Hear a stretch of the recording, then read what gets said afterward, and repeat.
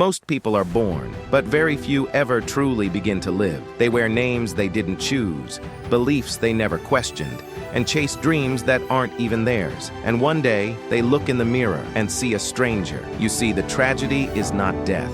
It's never having lived as yourself. From the moment you're born, society writes your script. What to believe, who to become, how to behave, what success looks like. You're handed a mask and expected to wear it for the rest of your life. But underneath that mask, there's you, the real you, the silent observer buried under labels, trauma, expectations, and shame. And until you find that version of yourself, you'll be alive, but not living, breathing, but not existing, busy, but never awake. This is the reason people feel lost. It's not because the path is unclear. It's because they've never actually met the one who's supposed to walk it.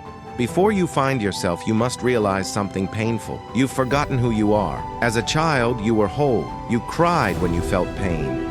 You laughed when something was funny. You didn't wear masks. You were raw, real, alive. But over time, someone told you your dreams were unrealistic. Someone laughed at your art. You were told to be more normal, more like them. So you adapted. You started pleasing. You became who the world wanted you to be and buried who you were meant to be. You forgot. And now you wonder why there's a constant ache inside. It's your soul begging you to remember, to come home to yourself. There comes a moment, not always loud, but always final, where the mask cracks. It might come after heartbreak, after failure, or maybe just one quiet night when the silence becomes unbearable. In that moment, you realize the version of you that you've been defending, promoting, showcasing, it's not you. It's a stitched-together persona, a survival mechanism. And the scariest part? Letting go of that false identity feels like death, because it is a death, but it's also a birth. The ego resists. It screams, claws, begs to be kept alive. It says, if I die, what's left? If I stop being what they want, will anyone love me? But your soul knows the truth. Real life doesn't begin until the false self is destroyed.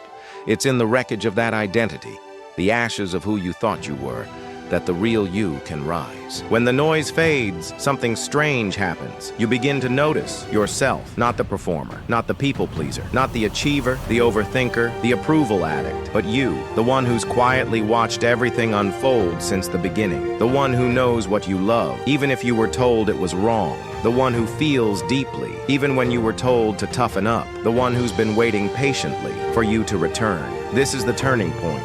You start asking different questions. What makes me feel truly alive?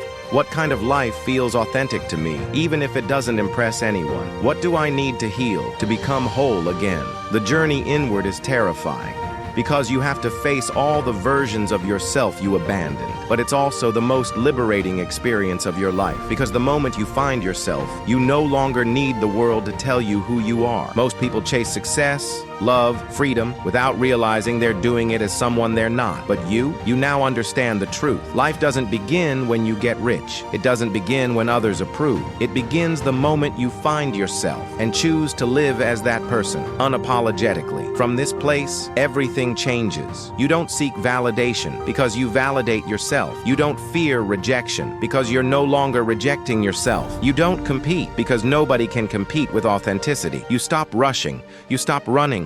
You stop performing, and you start living fully, deeply, honestly. The world doesn't need another copy. It doesn't need you to fit in.